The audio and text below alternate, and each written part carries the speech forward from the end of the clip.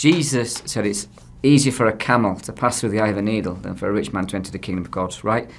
I mean, what he's saying is this: when you've got money, when you've got material wealth, when you've got comfort, you feel invincible, you feel like you don't need God, you don't feel, at least in your outward portrayal, you don't feel that spiritual need.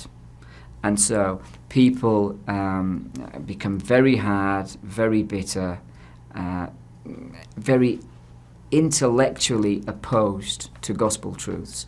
Whereas in our communities, people are, not happy, but are more likely to admit they're a sinner, to admit that their lives aren't perfect, to admit there's a problem.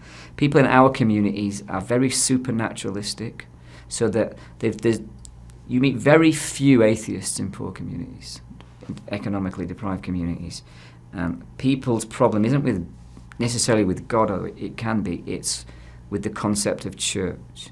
So guys in our community see the church as a middle class intellectual institution, which it largely is. And so